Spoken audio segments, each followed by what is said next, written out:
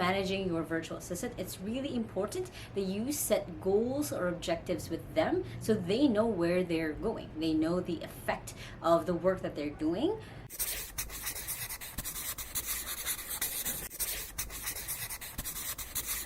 Hey there, welcome back to my YouTube channel. Now, my goals at this video is to walk you through step by step the process of setting goals with your virtual assistant. Now, if this is your first time on my channel, my name is Lacaba. I've been working from home since I was 15 years old and now run a virtual assistant agency here in the Philippines.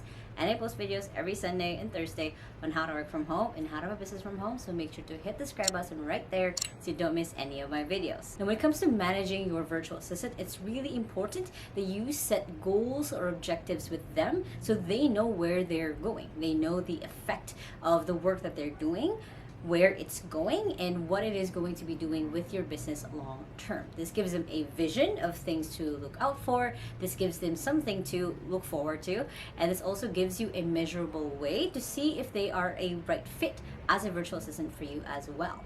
Especially in the beginning stages of you working with your assistant, it's important to give them that pathway of the things that are coming up for your business so they know how to help you in the best way.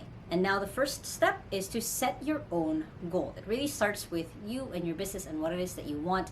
Yes, later on you can start integrating your own assistant's goals, but to start with, it has to start with you and your business. You can start with just a year goal of how would you like your business to look like a year from now? What does that look like for you? What are the things that you want to hopefully be able to achieve by that point? And I really recommend that this can be a SMART goal. So a SMART goal is something that's specific, measurable, attainable, relevant, and time bound. So what this means is it has to be something that you can throw up into a chart that they can start tracking their own progress. They have a deadline that they can do, and of course it's relevant to your business. So once you start with that, then you can start breaking it down to a quarterly goal. You know, if you had your goal already stretched out, let's say that you have a goal of getting to 12 clients at the end of the year. Divided that by 4 quarters means that's 3 clients per quarter. Breaking that down further, making it a monthly goal, is that then it's 1 client per month. So when you have that, you can then start strategizing and seeing how your assistant can help you get you to that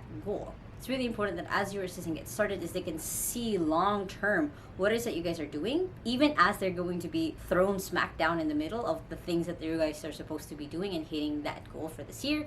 Whether you guys hire them way back in January, June, or maybe even now in October, they're going to have a pathway that's going to be ready and set for them already. And then it's now up to you to set what are going to be the things that they can do to affect that goal. Now, after you've already set again your weekly, the quarterly, and the monthly goals, then it's going to be setting up a tracker for those goals. So how are you going to be able to see basically your progress if you don't have a tracker? So a tracker can be put on a Google Sheet, it can be on a Notion page, it can be on anywhere that both of you can simultaneously see it and look at it and be able to be motivated by it as it moves along. The tracker can be as simple as having the total number that you want and where you're at every month or every quarter on hitting that goal. It could be a progress bar that you guys have, but it's a way for you to track where you're at on that goal. The next thing is then actually creating your assistant's OKR, or objectives and key results. So basically what this would look like is looking at your goal, how can your assistant affect it? How can they help you move towards it? So going back to the example of getting 12 clients by the end of the year, breaking it down, how do you get clients? Like, what are the different ways that you're able to acquire clients? Is there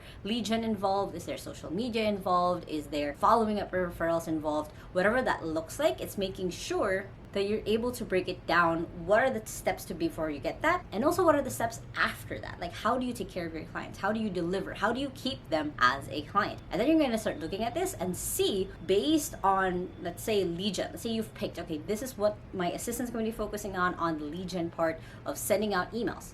Based on that, what is the objective? What is the main objective? What is the number that they're looking at to be able to get to the point where you are close to getting to a client? So if they're in charge of lead gen, so is it the number of emails that they're going to be sending out? Is it going to be the number of people that they find to contact? Is that number going to be the number of people that they can get booked with you? What is that number that's important to you? And setting that as their objective. You want to do the same thing of breaking it down from a year to quarterly to monthly with them, but you might want to start with quarterly. What is the objective? So in a quarter, the objective is to get 3 more clients, right?